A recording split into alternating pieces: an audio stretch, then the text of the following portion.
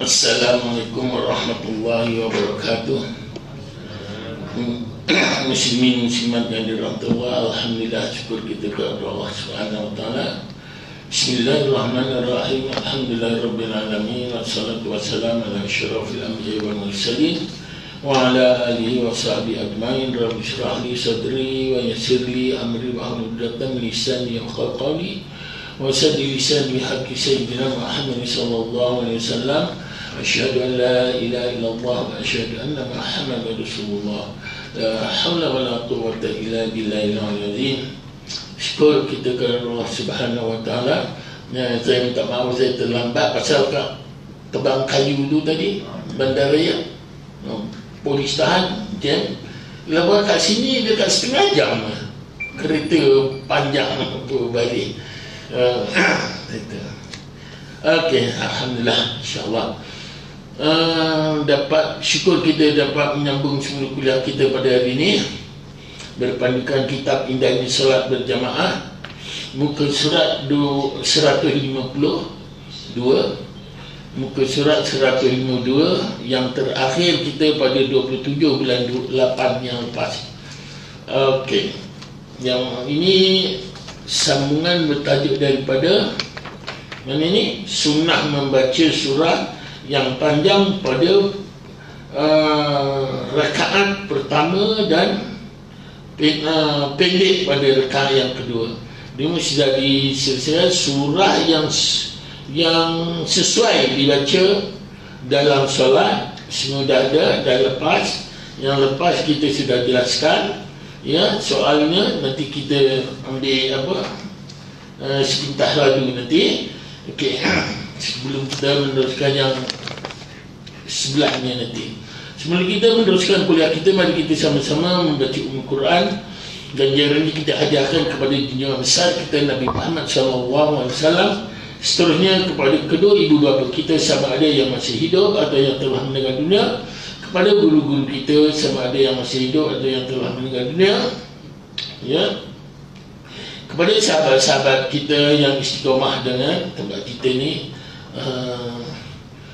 Sya'ulillahi al-Fatihah. A'udzu billahi minasyaitonir rajim. Bismillahirrahmanirrahim. Alhamdulillahirabbil alamin, arrahmanir rahim, maliki yaumiddin. Iyyaka na'budu wa iyyaka nasta'in. Ihdinas siratal mustaqim. Siratal ladzina an'amta 'alaihim ghairil maghdubi 'alaihim waladdallin. Amin. Alhamdulillah. Yang lepas menceritakan surah yang sesuai dibaca dalam solat daripada muka surat 151. Apakah surah-surah yang sesuai dibaca dalam solat? Okay, jawapannya ini saya buat sebentar lalu langkaji yang lepas. Dalam kitab Sabil Al-Muhtadiin juzuk yang pertama halaman 208-209, pengarang mengatakan bahawa disunatkan untuk membaca surah dalam solat mengikut pembahagian berikut, ya, mengikut pembahagian berikut. Solat subuh, surah mufassal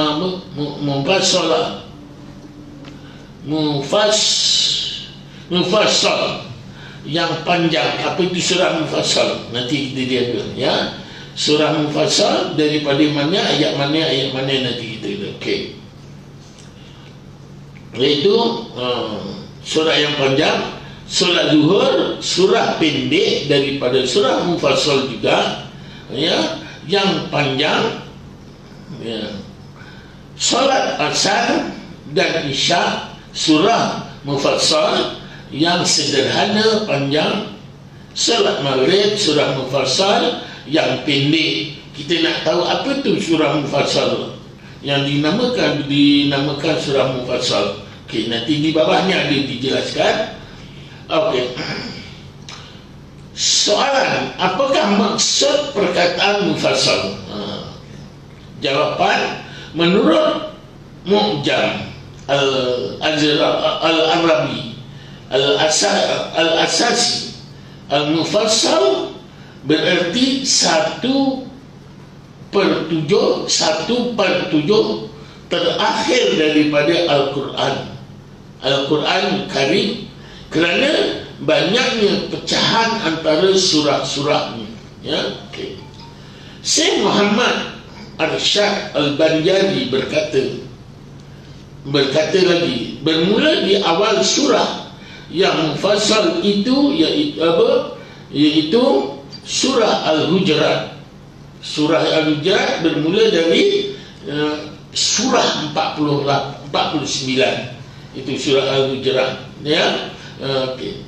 Juzuk yang ke-26 seperti yang disahkan oleh Imam An-Nawawi dalam Baqa'i dan lainnya. Katanya lagi, kata Syekh Ibn Ma'an, okay, surah Al-Mufassal yang panjang iaitu daripada surah Al-Hujurat hingga surah An-Naba, ya. An-Naba ini surat semua ada berapa surah dalam Al-Quran? 114 surah, kan. Jadi ini bermula, yang dinamakan surah Mufassal ialah bermula daripada surah yang 49. Itu panjang-panjang. Kalau baca panjang-panjang itu kosong lah ni. Kalau imamnya panjang baca kosong lah. Cik Azam pun malah besok datang lagi, ya. Okey, tak. Okey. Surah Mufassal yang sederhana panjang ialah daripada surah An-Naba hingga surah Ad-Duha. Okay. Ad-Duha wa-Duha. Surah Mufassal yang singkat ialah daripada surah Ad-Duha hingga surah akhir Al-Quran. Itu yang pendek. Itu yang dinamakan surah Mufassal yang singkat. Okay. Singkat atau pendek. Namun perlu diingatkan bahawa membaca surah panjang dan surah pertengahan daripada surah-surah Mufassal hanya disunatkan bagi orang yang salat sendirian atau imam yang menepati faktor-faktor berikut. Salat bersendirian bolehlah, nak bawa satu juzuk pun silakan, ya dah. Okay.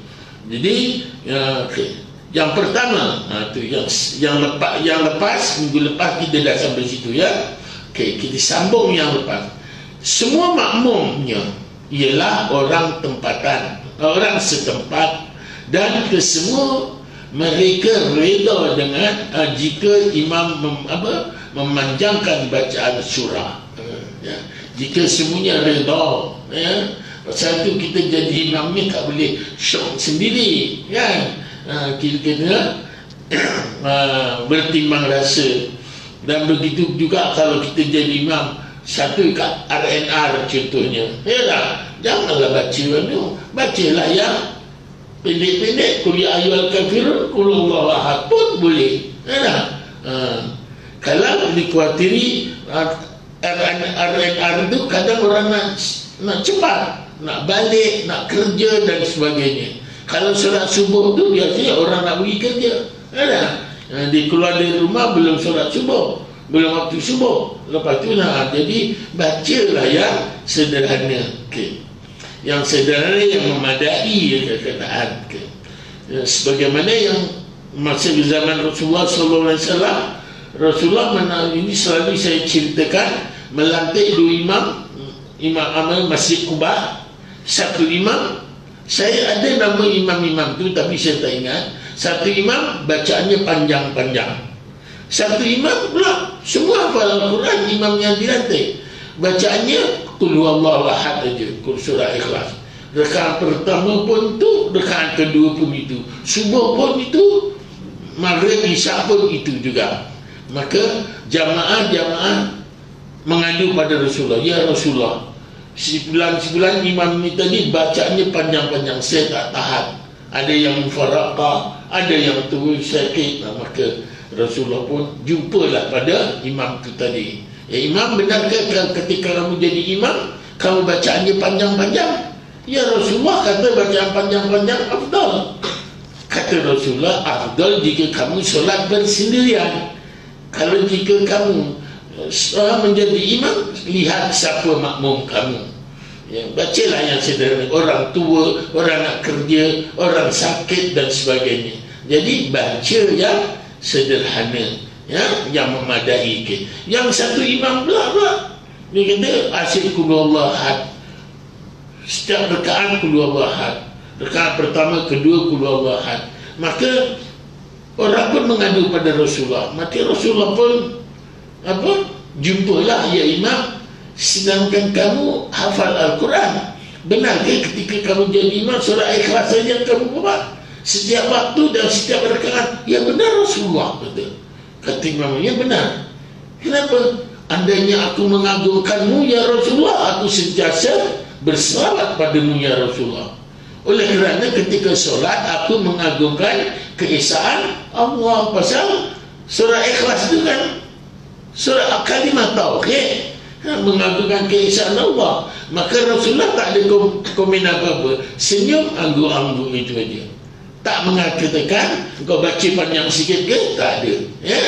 Jadi bacalah, ya. Kalau sekiranya kat rumah nak baca qul huwallahu ahad aja rakaat pertama kedua, ya, cakap dengan isteri, ya. Okey. Solat berjamaah, semua makmum ialah orang tempatan. Itu kalau sekiranya orang tempatan setuju contohnya, ya. Okey, katakan kemukakan pada pengurusi, kata kita kat sini surah Maghrib, surah Isyak kena baca setengah juzuk. Semua setuju, boleh, ya dah. Takut Cik Azam ni dia saya berjamaah kat rumah aja nanti, ya dah. Anak dah besar, dia anak pun nak ikut jamaah dia kata, ya dah. Okey, Cik Azam ni Cik Azam yang biasa kat mulut saya kan. Okey, solat berjamaah bukan didirikan di masjid yang terletak tepi jalan umum. Berjamaah bukan didirikan di masjid yang maksud bacaan panjang-panjang ni tadi. Solat berjamaah bukan didirikan di masjid yang tepi jalan tempat umum, ya. Jika solat berjamaah didirikan di situ, mungkin ada jemaah yang musafir. Kalau masjid itu tepi jalan, ni dah ramai orang musafir dan sebagainya. Okey, jadi janganlah baca panjang-panjang. Okey, walaupun di masjid tu boleh jadi ada orang musafir, ada orang bekerja dan sebagainya, nak cepat, ya tak? Kat situ, okay. Musafir dan mau meneruskan perjalanan dengan segera, ya. Sekiranya imam memanjangkan bacaan akan menyebabkan perjalanannya menjadi lewat, ya. Jadi kita hormat, ya, kita menghormati. Pasal kita jadi imam ni, pasal besok di Yaumil Mahsyar besok jamaah, kalau kita imam ditanya dulu, semua dah clear, ya, solat selesai, solat sunat selesai, dah nak meniti ke titian sirat, nanti dulu kena tepi dulu sebab jamaah belum selesai. Pasal ada bersangkutan dengan jamaah nanti. Kalau ada kerja jamaah katakan, kenapa kau tak tempuh tumakninah tak sempurna dan sebagainya, imam laju sangat, kata, dah imam pun kena, dah. Pasal tu kita tumakninah satu rukun, kena. Selain yang rukun-rukun yang lain kena rukun. Kadang-kadang orang ni, contoh takbiratul ihram, Allahu Akbar, Allahu Akbar kabirun, dah sempurna tumakninah? Tak sempurna. Dia mesti ada setengah Allahu Akbar sambung terus, Allahu Akbar kabira walhamdulillah katsiran, ya tak?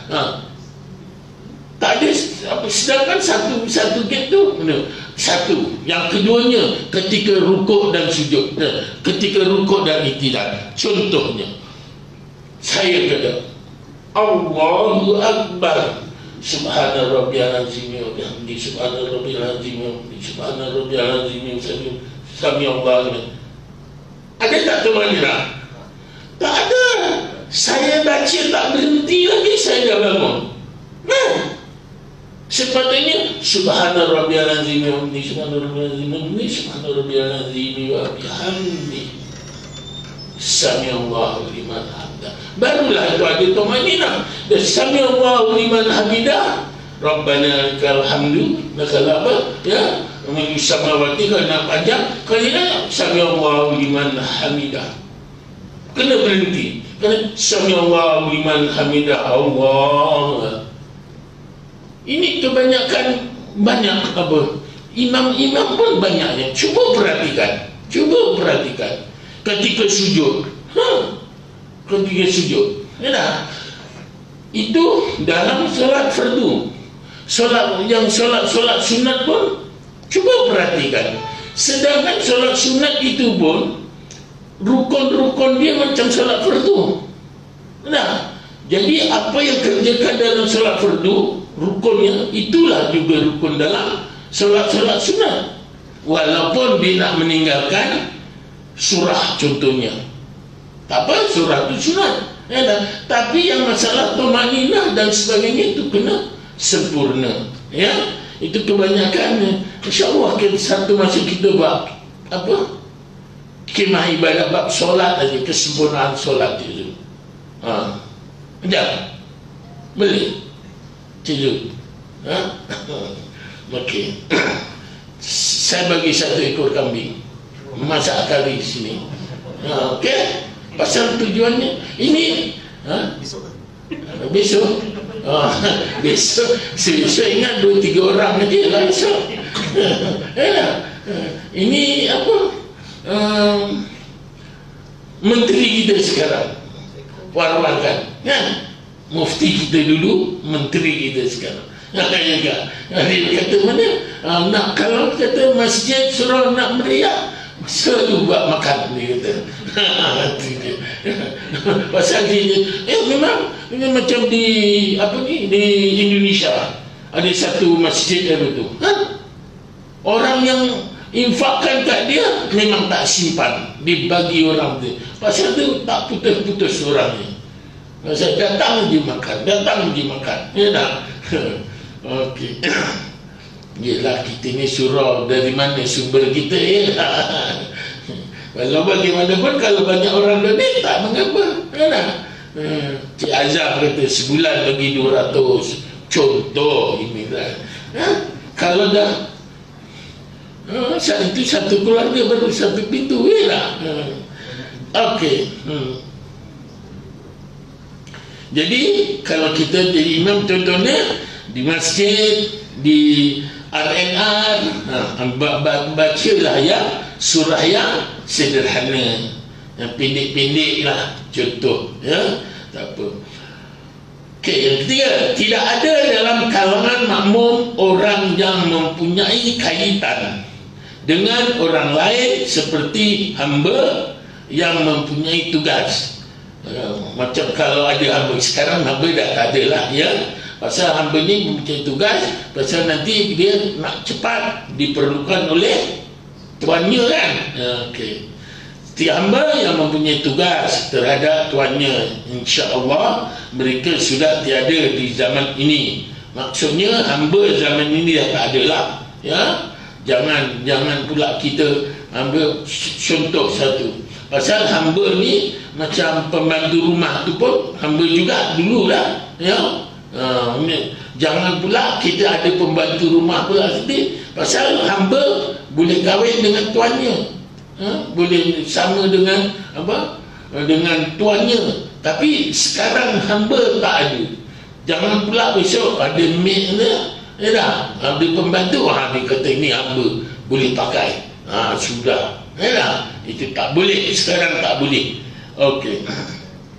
Pasal isteri Rasulullah salah satu seorang dari asal daripada hamba kan. Saya punya itu nanti akan datang ditunjukkan. Isteri yang apa, hamba yang mempunyai itu, mereka sudah tiada yang isteri yang bersuami atau mereka yang bekerja mengikut waktu, sedangkan kesempatan yang diberi untuk solat tidak panjang. Itu tujuannya. Kalau kita kat tempat-tempat sesuatu kan, macam kalau kat hospital misalnya ada surau sekarang hospital kan, kita buat berjamaah, kata kita jadi imam gitu, baca yang seringkas-ringkas. Boleh jadi yang berjamaah apa pesakit, pesakit ni kadang-kadang nak cepat, ya dah. Nak apa, kemudian kok yang apa ziarah tadi, ya dah, nak cepat juga. Ataupun nurse ke, ataupun ialah petugas-petugas nak cepat, masih disingkat, maka ambillah mereka ringkas. Qul ya ayyuhal kafirun, qul huwallahu ahad, wadduha, inna anzalna, ya dah. Pak itu inna anzalna pun dah panjang dah, ya dah. Itu dia. Okey. Jika hanya satu syarat di atas tidak ditepati, maka makruh bagi imam untuk membaca surat mufassalah, mufassal tadi, mufassal yang panjang, jadi makruh. Kalau imam tadi baca surat mufassal yang panjang, pasal cuba tuan-tuan tengok dari surah 49 tu sampai ke 114 tu, yang hujung-hujung baru pendek-pendek kan. Yang itu memanglah panjang-panjang kan. Okey. Yang panjang, yang sederhana panjang. Begitu juga dengan zikir-zikir salat lain seperti zikir rukuk, i'tidal, sujud dan sebagainya. Dalil bagi larangan ini ialah hadis an Nabi Mas'ud radhiyallahu anhu anna rajulan qala wallahi ya Rasulullah inni la ata'akharu an salatil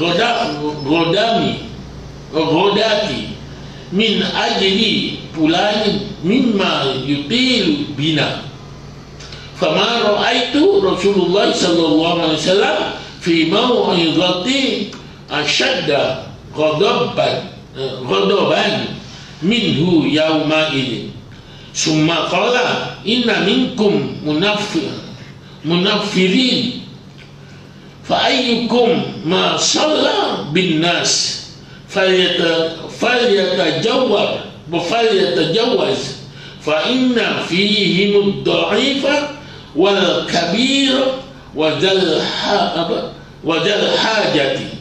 Maksudnya daripada Abu Mas'ud bahawa seorang lelaki berkata, demi Allah wahai Rasulullah, sesungguhnya aku telah meninggalkan salat subuh secara berjamaah kerana si fulan memanjangkan, si fulan ni imam lah maksudnya, ya, memanjangkan salat ketika mengimami kami. Okay. Lantas aku tidak pernah melihat Rasulullah SAW begitu marah ketika memberikan nasihat daripada keadaan baginda pada hari itu.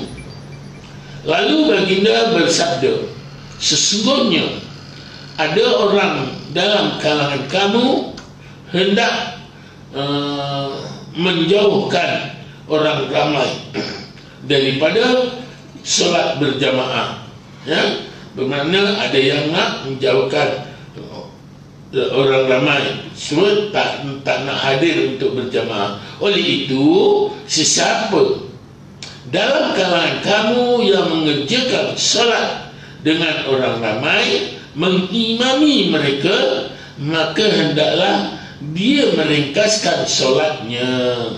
Sesungguhnya dalam kalangan mereka terdapat orang yang lemah, orang tua dan orang yang mempunyai keperluan. Contoh, jadi bacalah yang sederhana sahaja, memadai, ya. Okay. Nanti saya minggu depan saya bawa daripada risalah, panduan risalah ini, karangan Ustaz Allah Yarham Datuk Ghazali, Mufti Negeri Perak dulu. Bapa Dr. Luk dia, Bapa Dr. Luk ada buku tu saya apa.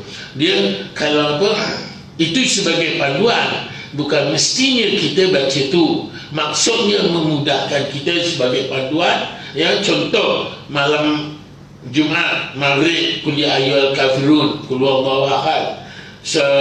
Isya apa, sabbih isma rabbikal a'la, hal ataka hadisul ghasyiyah. Kemudian tu subuh besok baru sujud surat sajadah, itu rotate ke situ. Itu sebagai panduan, ya. Tapi zaman apa COVID-19 ini disarankan yang kita bolehkan berjamaah surah masjid, suruh baca yang pendek-pendek.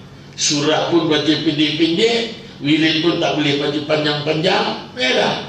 Sedangkan sebenarnya kalau mengikut yang afdalnya ketika solat subuh dan solat maghrib, astagfirullahaladzim alladzi la ilaha illa huwal haqqul mubin, sunat kita 10 kali kan.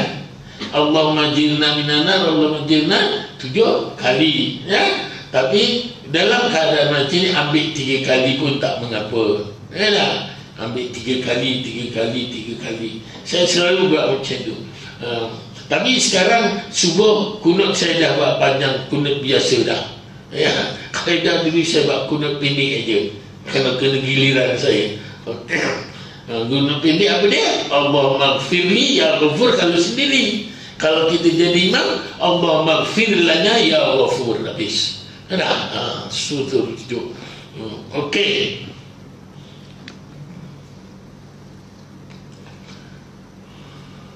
Oleh itu, sesiapa dalam kalangan kamu yang mengerjakan solat dengan orang ramai, mengimami mereka, maka hendaklah dia meringkaskan solatnya. Sesungguhnya dalam kalangan mereka terdapat orang yang lemah, orang tua, dan orang yang mempunyai keperluan, ya. Pasal itu dalam masa COVID yang lepas dan syaratkan dilonggarkan, boleh berjamaah hanya lelaki saja kan, perempuan tak boleh. Walaupun apa, ketika ada mahram, sekarang dah ada mahram boleh pula. Pasal apa? Kalau sekiranya muslimah suaminya datang berjamaah dapat 27 kali ganda kan, isteri yang di rumah pun dapat sama. Macam itulah, isterinya boleh dapat 27 kalau cikgu berjamaah sama kat masjid ke atau di sini, contoh, ya. Tu keistimewaan ni, ya, bagi orang muslimah. Okey. Pasal tu kalau ada suami tu halau dia suruh berjamaah, punya surau katakan, ya dah. Puan tak pergi pun tak apa, jadi isteri pergi, suami pergi, pasal di rumah pun dapat, ya. Okey. Tertib bacaan surah. Tertib bacaan surah. Okay. Soalan, adakah surah yang dibaca pada rakaat kedua ialah surah yang menyusuli surah yang dibaca pada rakaat pertama menurut tertib Al-Quran dalam Mashaf, ya, dalam Mashaf. Okay. Jawapan, menjawab soalan ini saya bawakan kesimpulan Imam An-Nawawi dalam masalah ini dalam kitabnya Al-Tibyan fi adab hamalah Al-Quran, halaman 49. Para ulama memilih pendapat yang menyatakan bahawa seseorang itu perlu membaca surah dalam solat menurut tertib Al-Quran. Faham menurut tertib Al-Quran, ya. Satu seboleh-bolehnya, contoh, wadduha contohnya. Wadduha tu, okay, kita baca selepas wadduha apa? Alam nasyrah kan? Alam nasyrah. Ataupun wadduha Lepas waktu kan kita baca ya, Surah Ikhlas. apa dia? Surah Ikhlas. Ikhlas. Ikhlas. Boleh. Misalnya lepas waktu duha baca akhir Ikhlas boleh. Jangan baca surah Ikhlas lepas tu rakaat kedua baca duha. Jangan. Jadi kalau katakan pertama tadi dah baca surah Ikhlas kan, contohnya rakaat kedua boleh baca surah Ikhlas balik. Kalau mengikut ada nanti kita jumpa.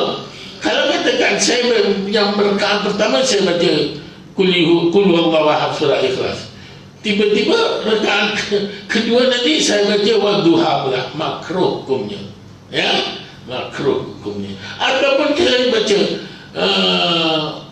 alam nasrah laka sadrak rakaat pertama, kedua wadduha, tak boleh, dia berbalik saja, ya dah. Jadi biar dia menurun ke depan, ya, ke hadapan, contoh. Okey.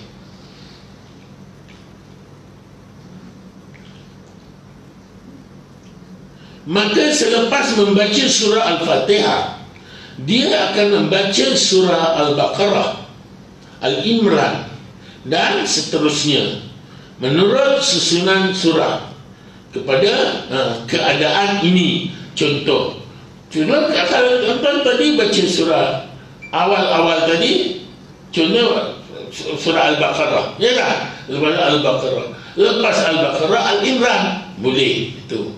Walaupun Al-Baqarah tak habis, meloncat pergi Al-Imran itu boleh.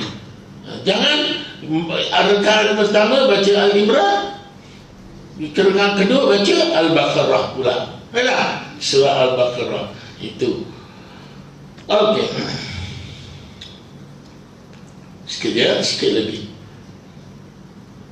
Maka selepas membaca surah Al-Fatihah, dia akan membaca surah Al-Baqarah, Al-Imran dan seterusnya menurut susunan surah. Keadaan ini sama ada ketika dia berada dalam solat maupun di luarnya, sehingga kan sebahagian para ulama mazhab Asy-Syafi'i berpendapat bahawa jika dia telah membaca surah An-Nas pada rakaat pertama, maka dia hendaklah membaca surah Al-Baqarah pada rakaat keduanya. Sebagian para ulama mazhab Syafi'i mengatakan lagi bahawa apabila seseorang itu membaca surah-surah, maka dia disunatkan untuk membaca surah yang menyusulinya selepas itu, ya. Perkara ini berdasarkan kepada tertib dan susunannya yang telah ditetapkan oleh Allah Subhanahu wa taala dan pasti mempunyai hikmah. Oleh itu, keadaan ini perlu dijaga dan dipelihara. Namun dalam beberapa keadaan yang dikecualikan oleh Rasulullah SAW, keadaan ini dibenarkan, seperti solat subuh di pagi Jumaat, surah Al-Sajdah dibaca dalam rakaat pertama, manakala surah Al-Insan dibaca dalam rakaat kedua. Itu kan jauh dah, ya, jaraknya, tapi dia terus, bukan patah balik kan. Tak boleh baca Al-Insan lepas tu rakaat kedua baru sajadah, ya dah. Itu boleh. Ini contohnya. Okey. Jadi ada apa pertanyaan? Kita sambung minggu depan. Hari ini 3 ya. 9.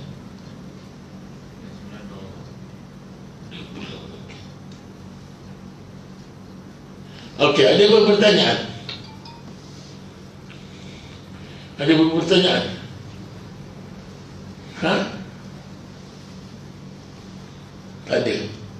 Faham kan? Ya. Soal balik lah. Soal balik ya? Azam. Ya? Soal Cik Azam. Asyik dah gunakan jazam dia. Okey. Muslimah ada nak tanya? Tak ada? Tak ada. Okey. Kalau tak ada, tak apa. InsyaAllah maklumlah zaman PKP ini kena jaga pasal takut nanti ditarik balik kalau ada orang report. Ditarik balik kebenarannya. Ya, tempat kami cukup jaga. Tempat kami cukup jaga. Habis saja? Tak. Terus. Okey? Okey. Kalau tak ada pertanyaan, saya rasa kalau tuan-tuan katakan ada tanya bab solat dan sebagainya ni, ya, nak WhatsApp kat saya pun boleh. Tak ada apa, boleh tanya Cik Zul. WhatsApp saya. Ya, tanya WhatsApp saya kat dia, boleh. Ya, biar WhatsApp kita untuk kuliah tak apa. Jangan WhatsApp kita apa. Ya. Tapi saya tengok ada soalan Ustaz ni, okey. Tapi ada juga ada yang satu Ustaz tak teringin nak cari, tutup habis. Itu habislah. Terima terus Ustaz. Ya. Kalau ada tu terima terus. Dah. Okey, setelah ini dulu dapat saya sampaikan. Saya mohon ampun dan maaf salah silap saya. Terkesan rasa terlajak kata yang baik datang dari Allah, kelemahan kesilapan datangnya dari diri saya yang jahil. Wabillahi taufiq hidayah. Assalamualaikum warahmatullahi wabarakatuh. Bismillahirrahmanirrahim. Alhamdulillahirabbil alamin. Hamdan hamidin, hamdan zakirin, hamdan syakirin, hamdan yuafi ni'amahu yukafi'u madzidah. Ya rabbana lakal hamdu kama yanbaghi li jalali wajhika wa 'azimi sultanik. Allahumma injil rahmata wal maghfirata wasyafa'ata la majlis. Allahumma injil rahmata wal maghfirata wasyafa'ata la majlis. Allahumma injil rahmata wal maghfirata wasyafa'ata la majlis. Allahumma ij'al jam'ana hadha jam'an marhuma wa tafarraqu min ba'di tafarraqu ma'suma. Wa sallallahu ala sayyidina Muhammad wa ala alihi wa sahbihi ajma'in bi fadli subhana rabbika rabbil izzati amma yasifun wa salamun ala al mursalin walhamdulillahi rabbil alamin. Taqabbalallahu minkum.